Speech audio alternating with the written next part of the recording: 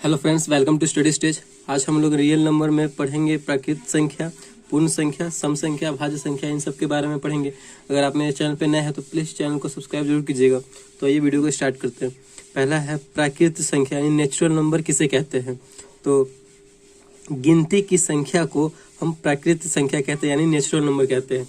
तो गिनती की संख्या होती है उसे हम नेचुरल नंबर कहते हैं। जैसे कि 1, 2, 3, 4, 5, 6 डॉट डॉट डॉट, मतलब जहाँ तक ये चले जाए, इन्फिनिटी तक चले जाए, इसे हम क्या बोलेंगे, प्राकृत संख्या बोलेंगे। ठीक, यानी गिनती की संख्या को जो 1 से स्टार्ट होती है, गिनती की संख्या को हम क्या बोलते हैं, तो प्राकृत संख्या बोलते हैं। ठीक, आगे डॉट डॉट इसी प्रकार 6, 7, 8, 9, 10, 11, 12, 100, 200, 300, 400, ये सब क्या है, प्राकृत संख्या है। ठीक, अगला देखिए, अगला है पूर्ण संख्या। यानी पूर्ण संख्या किसे कहते हैं, यानी होल नंबर किसे कहेंगे। तो गिनती की संख्या के पहले 0 लगा देने पे वो पूर्ण संख्या बन जाती है। तो गिनती की संख्या अभी हम आपको बताएं कि गिनती की संख्या क्या है, 1, 2, 3, 4, 5, 6, 7, 8, ये सब क्या है, गिनती की संख्या यानी प्राकृत संख्या है। और बोला जा रहा है कि गिनती की संख्या के पहले 0 लगा देने पर, अगर हम यहाँ पे 0 लगा देते हैं तो ये हमारा क्या बन गया, ये हमारा पूर्ण संख्या बन गया। ये पूरा हमारा क्या बन गया, पूर्ण संख्या बन गया, यानी होल नंबर बन गया, पूर्ण संख्या। इसे हम क्या बोलेंगे, तो होल नंबर बोलेंगे। ठीक, तो पूर्ण संख्या समझ में आ गया। आगे देखिए, अगला है सम संख्या यानी इवन नंबर किसे बोलेंगे। तो वे प्राकृत संख्या है जो 2 से पूरा पूरा विभाज्य हो, उन्हें हम सम संख्या बोलेंगे। तो गिनती की संख्या यानी प्राकृत संख्या जहाँ पे आए तो प्राकृत संख्या क्या बोलेंगे, हम गिनती की संख्या को बोलते हैं। तो 1, 2, 3, 4, 5, 6, 7, यानी गिनती की संख्या ये हो गया। और बोल रहा है वे प्राकृत संख्या, यानी ये प्राकृत संख्या हो गया जो 2 से पूरा पूरा। अब इसमें देखेंगे कि इसमें 2 से पूरा पूरा कौन विभाज्य हो रहा है, यानी 2 से पूरा पूरा कौन डिवाइड हो रहा है। तो देखिए, 2 से पूरा पूरा तो 2 डिवाइड होगा, 4 होगा, 6 होगा, आगे 8, 9, 10, तो इसमें 8 होगा, इसमें 10 होगा, आगे इसी प्रकार होगा। तो यानी 2, 4, 6, 8, 10 ये पूरा पूरा 2 से डिवाइड हो रहा है, यानी 2 से पूरा पूरा कट रहा है, विभाज्य हो रहा है। तो उन्हें हम क्या बोलेंगे, तो उन्हें हम सम संख्या बोलेंगे, यानी उन्हें हम क्या बोलेंगे, तो इवन नंबर बोलेंगे। ठीक, तो सम संख्या किसे कहते हैं, तो वे प्राकृत संख्या जो 2 से पूरा पूरा कट जाए, जो 2 से पूरा पूरा विभाज्य हो जाए, उन्हें हम सम संख्या बोलेंगे। समझ में आ गया आपको, सम संख्या यानी इवन नंबर। अगला देखिए, अगला है विषम संख्या हम किसे बोलते हैं, यानी ऑड नंबर किसे बोलेंगे। तो वे प्राकृत संख्या जो 2 से पूरा पूरा विभाज्य न हो, उन्हें विषम संख्या कहते हैं।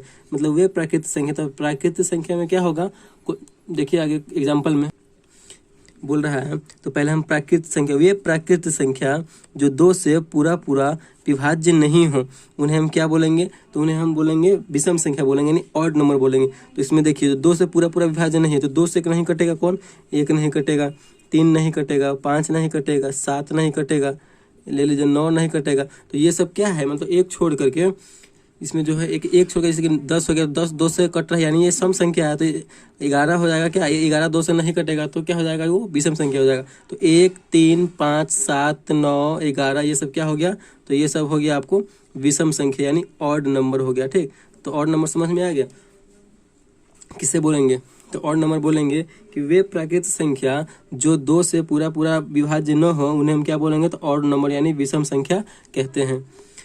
अगला देखिए, अगला है अभाज्य संख्या किसे बोलेंगे, यानी प्राइम नंबर किसे बोलते हैं, किसे कहा जाता है।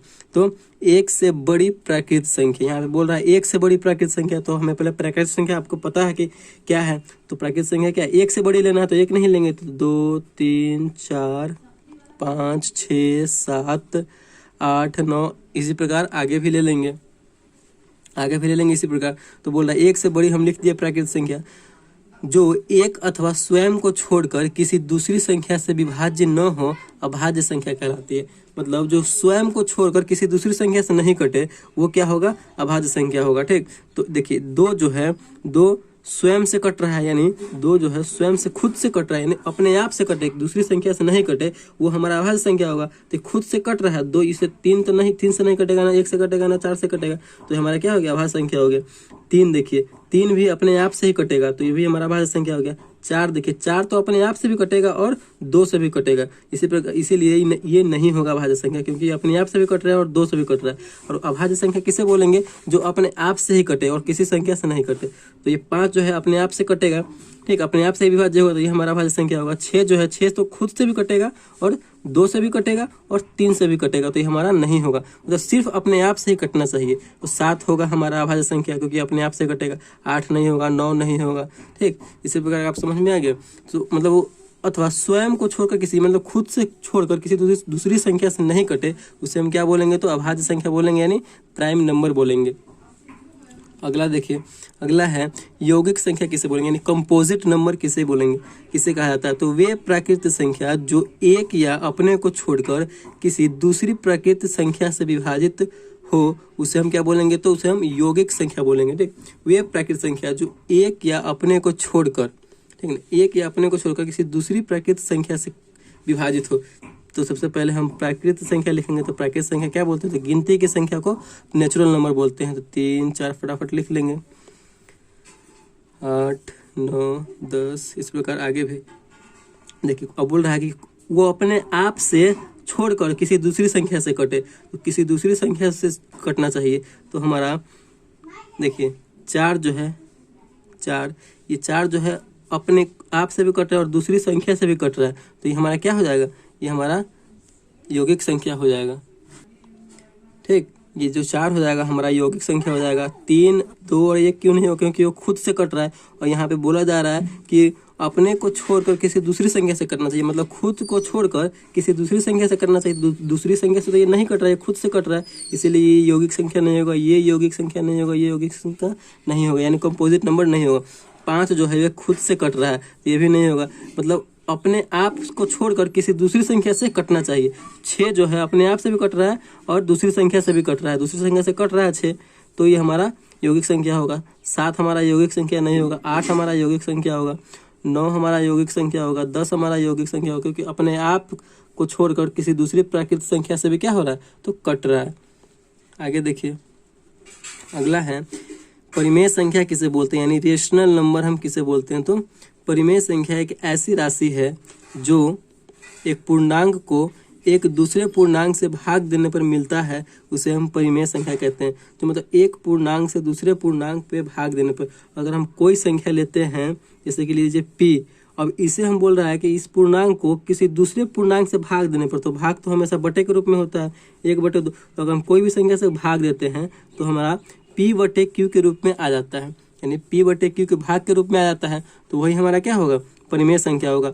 अगर हमें लिखना होगा परिमेय संख्या, तो जैसे कि 2/3, कोई एक पूर्णांक को दूसरे पूर्णांक से भाग देने पर जो प्राप्त होता है उसे हम क्या बोलेंगे? तो परिमेय संख्या बोलेंगे। अगर यहाँ पे हम लिखेंगे 5/6, तो हमारा क्या है? तो ये हमारा परिमेय संख्या है, परिमेय संख्या।